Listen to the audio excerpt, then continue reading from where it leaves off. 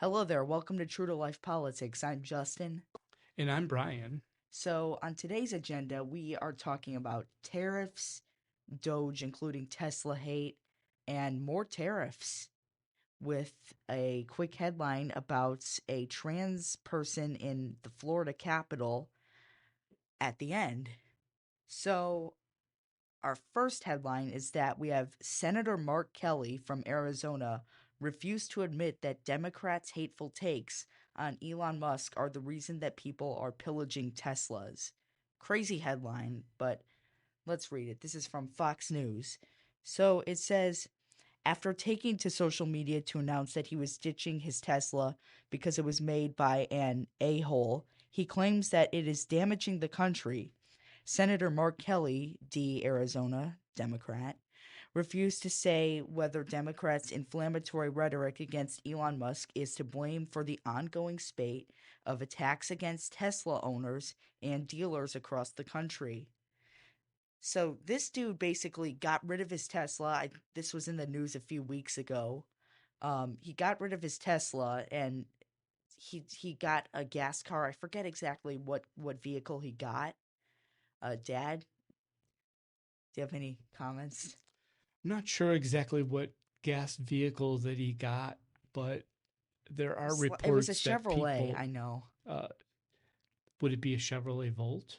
Because that's the one that I would think that Chevy It was it was one that making out either there. way, it doesn't matter. He got a gas vehicle, which is really against what Democrats' platform was. Seems like they're like ditching electric cars now that Elon Musk has kind of turned Republican. Well, I think the big issue with against Elon Musk is the fact that Doge is really going into the government and really looking and seeing and spotting a lot of waste, and they're finding a lot of areas where they can cut, they can make meaningful cuts. Now some people would argue that it's too deep and it's damaging to our some of the needed social services, but that's not the point of what they're doing. They're actually going in and finding the wastefulness of things that they contracts that are not needed, programs that were put into place that should never have been there, just don't work and don't solve any of the issues and are frankly dragging us down into a farther and farther, deeper and deeper hole with our national debt. And I'm just going to say it right now. Democrats just love to spend your money, your taxpayer money, on things that we really don't need as a society, as a nation.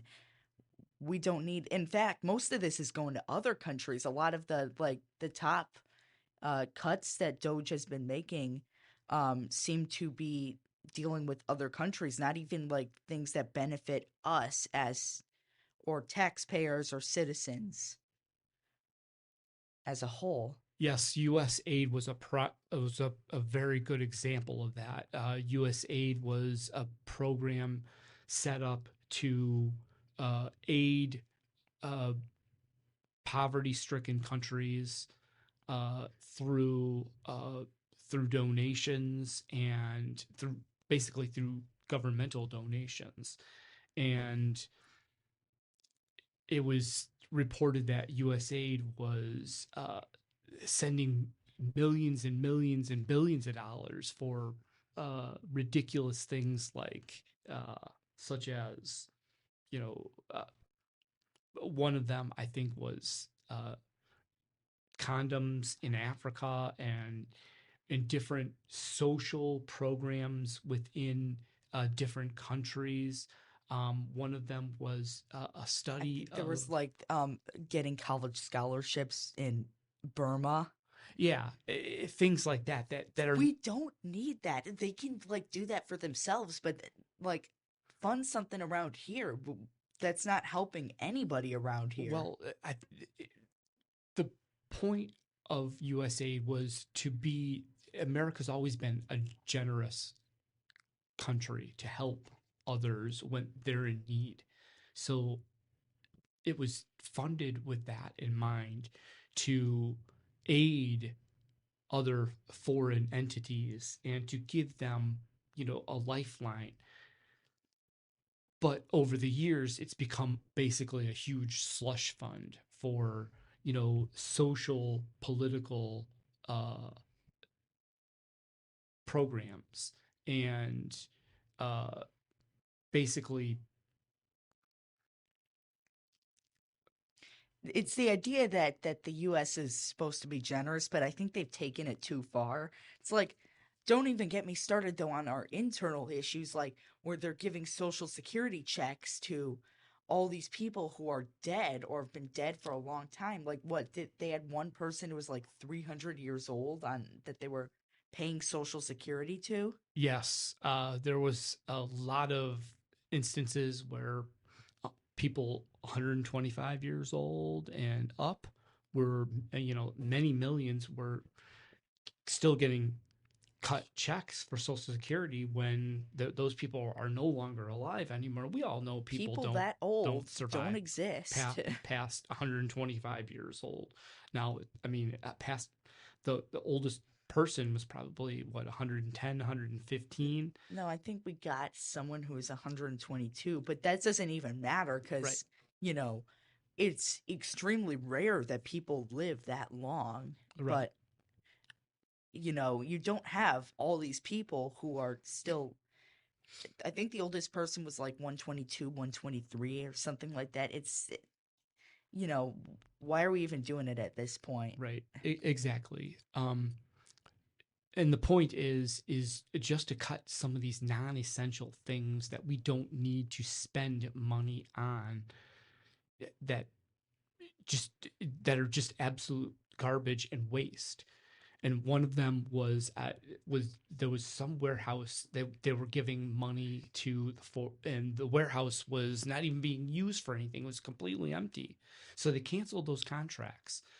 Um, and some have argued and said that, some of the contracts that have been canceled have been Department of Defense contracts. Well, that's going to hurt the private sector.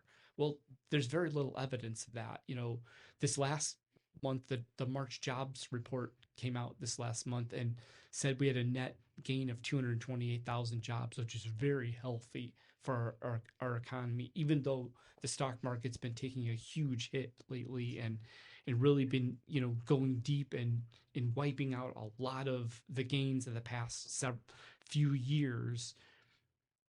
Our economy is still fundamentally healthy, even with all the deep cuts that have been taking place in the federal government. See, the thing about the stock market is that we all know economics bounce up, they surge and then they go down. And, it's hard to judge and pinpoint what's going on with the stock market because economics are so insanely complicated that it's hard to pin blame on one thing. Now, maybe a general decrease you might be able to pin, but it's very hard to, you know, just blame the tariffs or things like that on, why the stock market's decreasing because it's just so complicated.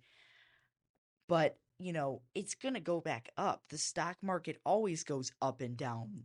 You know, economics have to adjust to new trends and new things that are going on, but once the stock market gets used to that idea and then it learns how to get around it, it'll go back up. Well, one of the things that we forget is small business is the the bread and butter of the American economy. And when small business is being lifted up and it is given the tools to prosper via tax cuts, via um, significant infrastructure, uh, and the needed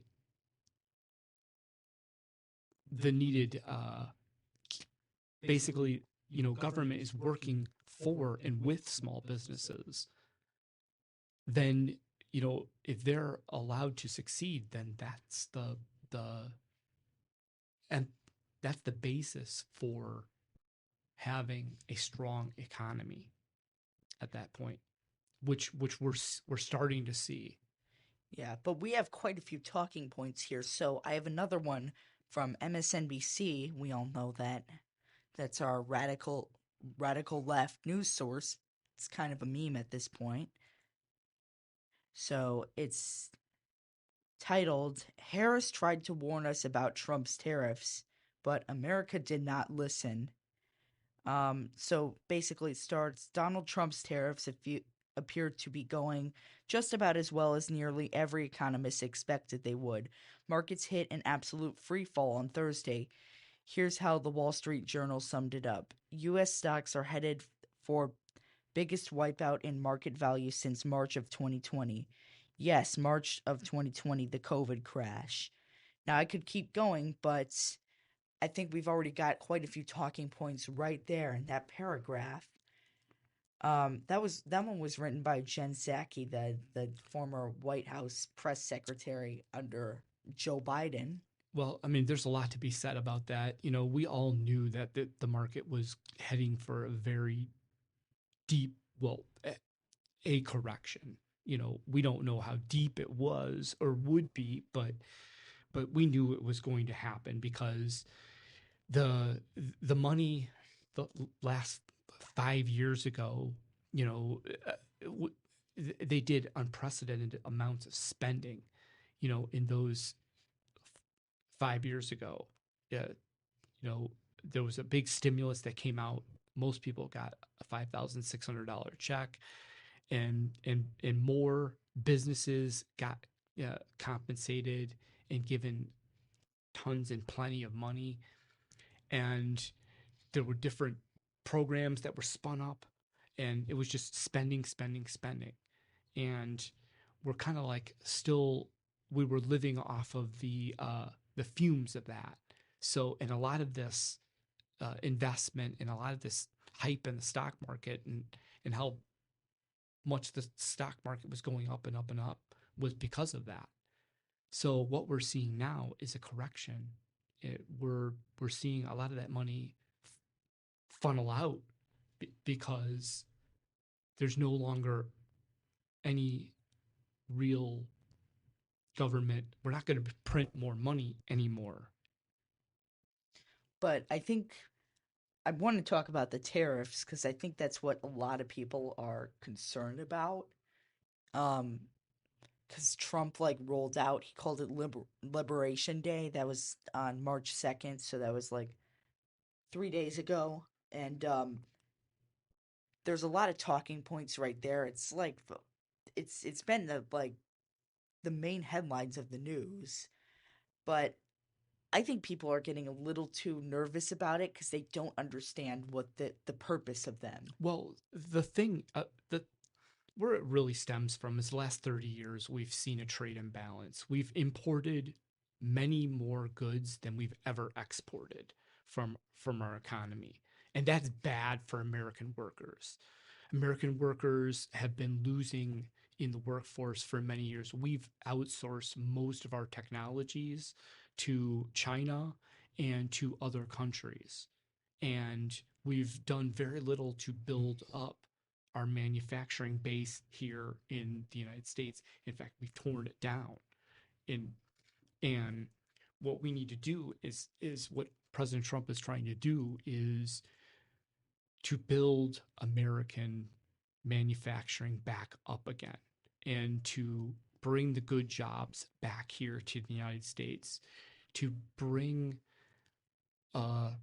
making products here in this country and exporting them profitable again, to which will ultimately build up communities again, and cities will be rebuilt again and become booming again. There's always a big effect upon the economy when that happens. But it's a long game right here. This isn't something that's going to happen in, like a day. No, it takes a while. It takes a few years before you start seeing the big benefits.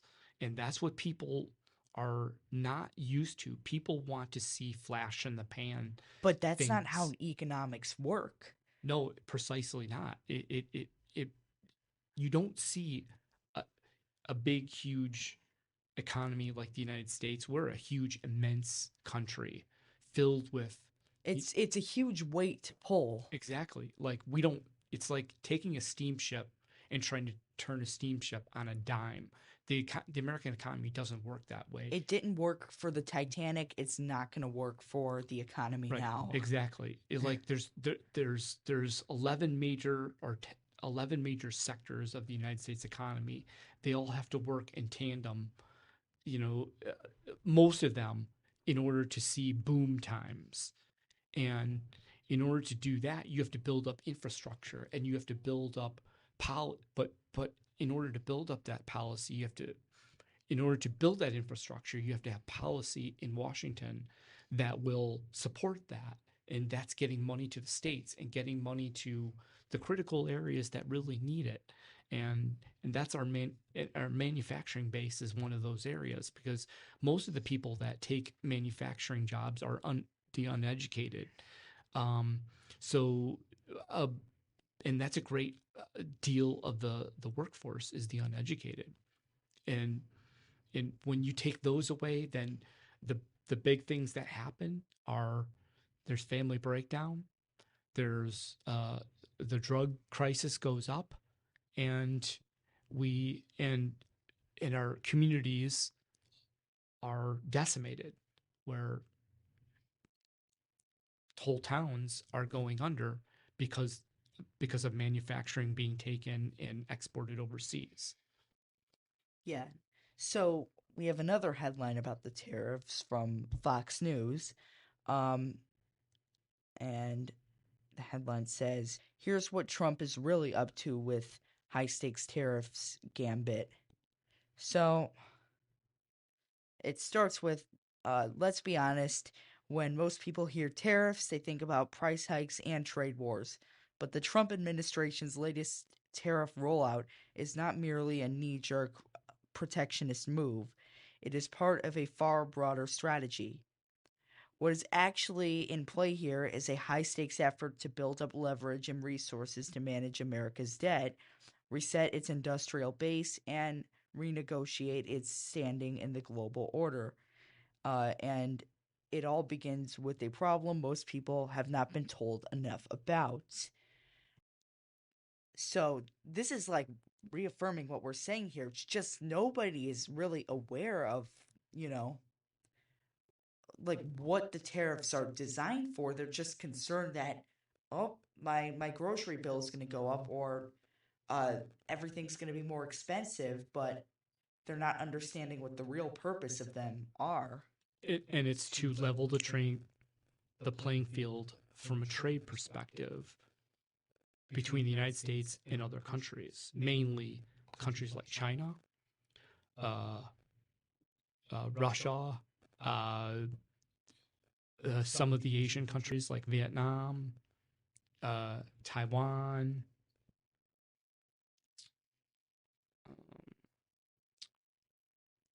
and Canada, and even Mexico. Yeah, there's a whole list of countries that he put the reciprocal tariffs on. But I can keep going with the article here. In 2025, the U.S. government must refinance 9.2 trillion in maturing debt. Some 6.5 trillion of that comes due by June. That's not a typo. That is debt. The wall the size of a small continent. Now, here's the math. According to the Treasury Secretary Scott Bessent, each basis point, 1/100th of a percent drop in interest rates saves the government roughly 1 billion per year. Since the announcement of tariffs on April 2nd, 10-year treasury yields have fallen from 4.2% to 3.9%, a 30 basis point drop. If that holds, it translates to 30 billion in savings.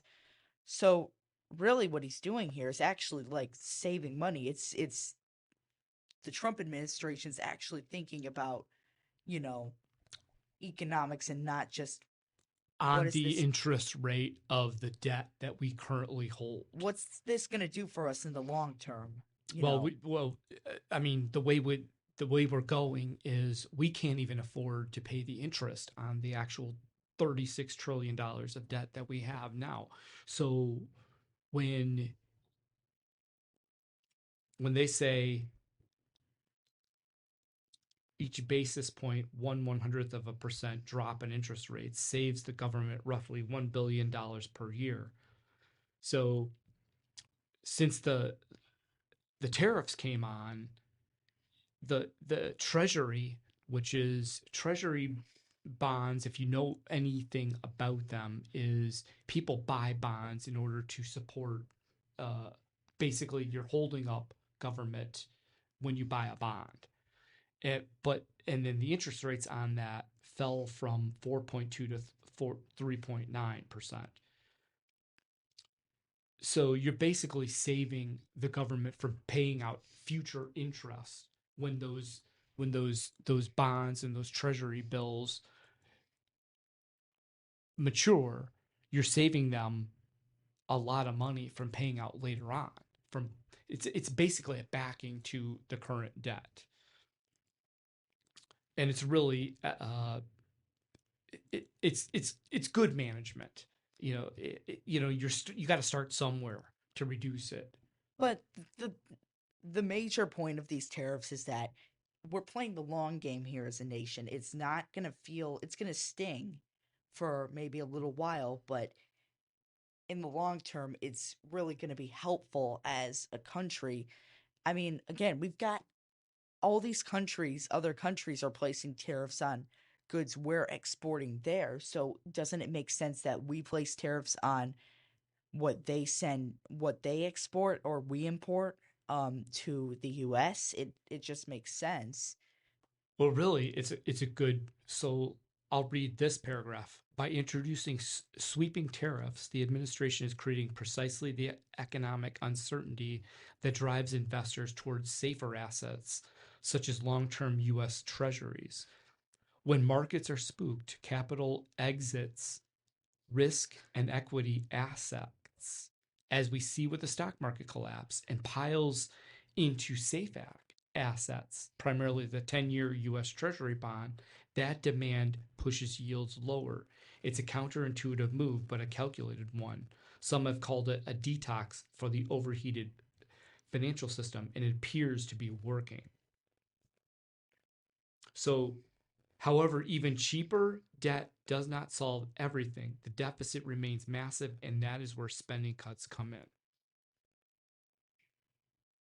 which is why precisely we need Doge in there to continue going through the government and finding ways to cut unnecessary, wasteful, and frankly, illegal spending. Yeah.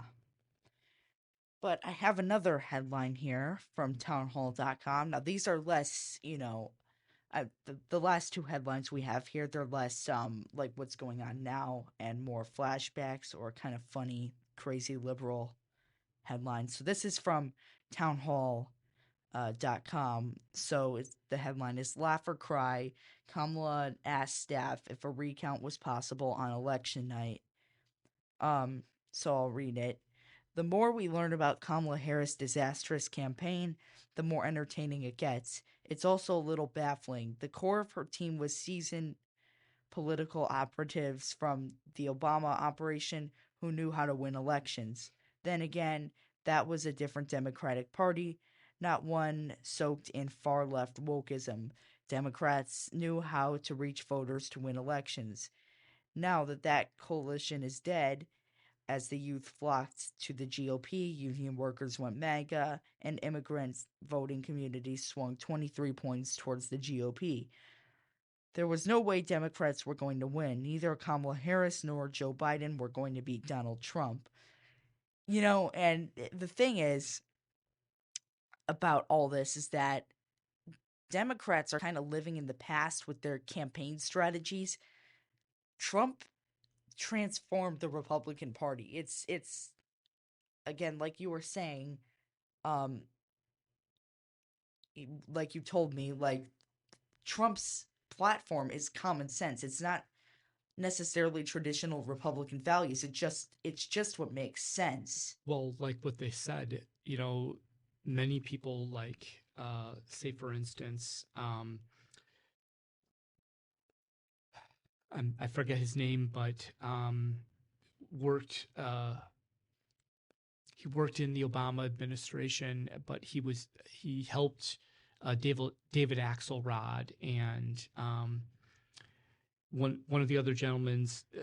They had worked on MSNBC. They had said at the time, you know, toward the election, coming to the election, and as well as polls that were being put out, basically that the Obama coalition was dead. And the Obama coalition, if you remember, it was not only black voters that voted heavily for Obama, but many traditional gentry, uh, you know, uh, liberal whites, as well as some conservatives, kind of came on board and at that time, and obviously Hispanics went very big for Obama, and that's what propelled Obama to the presidency at that point. Now that Donald Trump has come along and he won that first election kind of with he brought back the white vote to the Republican Party, as well as the working class vote. But he tapped into substantial Hispanic vote as well as black vote, and that first time around when he won in 2016, everybody was really shell shocked that happened. But this time around, he's taken the Obama coalition and turned it into a MAGA party, basically. And like honestly, let's just face it, Kamala Harris was not a very charismatic candidate. Her policies, she kept repeating stuff over and over. She had her word salads and all that. Like Obama was at least like pretty good at speaking, but she wasn't. And Joe Biden, like, oh my goodness, go to a nursing home or something. I think that's where he should be. And said he was the president for 4 years. So it's like they just can't turn up a good candidate nowadays. Yeah, Not even one who can't like speak well. right. I mean, at this point, their bench is very very low, and the chances of them, really getting their feet under them are rather low. It's going to take a while for them to build back up again. Will they do it? That remains to be seen. But doesn't look like it right now. But when you look at what was said, the best part, like Kamala Harris asked, during the 2024 election if a recount was possible. You know, there was no way a recount was gonna happen at all, because most of the polling, she never Trump led. had a pretty clear victory. She never led in any of the polling that was out there. It was revealed a while ago. I read one article that she never led one poll. Even though some were kind of manufactured that were, saying that she was 5 points ahead. New York Times was even having Trump ahead and all that. So it was never going to be a thing to have recounts go on, because it was going to find the same thing, that Trump won no matter what. I think the only thing that she had going for her is that she was very rehearsed during that one debate on ABC News, but it would not surprise me if they had leaked the questions to her, even though they claimed they didn't. But the way that the moderators, like David Muir, was acting during that debate, honestly, I wouldn't be like, you saw how much they were targeting Trump during that debate, and moderators are not there to do that. They're just there to ask the questions and make sure that nobody's speaking over time.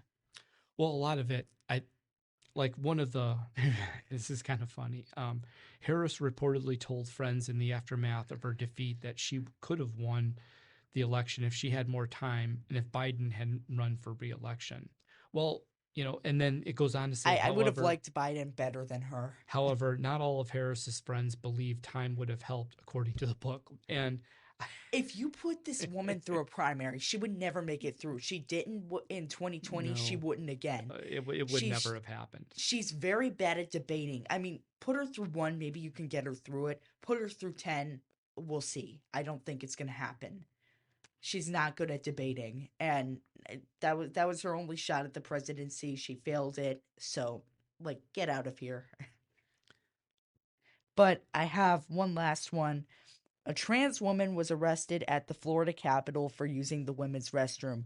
This one's from MSNBC, keep in mind. So it says Florida police recently arrested a transgender woman for using the women's restroom in the state capitol in Tallahassee, and what is believed to be the first such arrest in a state with an anti-trans bathroom ban. Marcy, oh my goodness, this last name, um, Rain. I'm not even gonna try it. A 20-year-old college student and Illinois resident was arrested March 19th on a trespassing charge after she used a women's restroom in protest against Florida's law barring people from using bathrooms that don't align with their assigned sex at birth in government-owned or leased buildings. What I'm wondering is, why is this even a debate? It's just like it's not even like appropriate at all. I don't Well, I'm out of words. the way it looks, and President Trump, when he was inaugurated, and he signed an executive order stating that there's only two sexes, male and female, and he outlawed a lot of these laws that favor trans people, and basically it got them out of sports, men out of Got women's men sports. out of women's sports. Exactly. Yeah. So this is kind of some of the the backlash of of that is, this small community of people are Very small community of people. are trying to kind of inflict their views and uh, their ways onto the larger parts of society. And when most people in society reject this sort of thing, The woke far left want you to believe that it's like there are so many trans people, so many gay people out there, but it's just not the case. A lot of people don't like the concept, and it's not a good the way that they push this idea of going trans, especially to children. It's just it's it's it's not a good concept, because then, like, it's just they're changes that you're going to seriously regret, and it's not really appropriate for people who don't respect the concept of LGBTQ, or however it's pronounced. Um, you know, the fact that they want to use their bathrooms, it's very wrong and very twisted, in my opinion. yeah, I agree. I very much agree. Well, that was our last headline. So, I think we've had a spirited talk here, and I think we've gone over a lot of issues and that are very near and dear to people's point of view and heart politically. I hope we've been able to be informative, and if you've made it thank this you very far, much. I would appreciate if you would follow our podcast. Not sure how that completely works on Spotify. We're still getting used to it. But thank you for listening for this long. And we'll see you next time.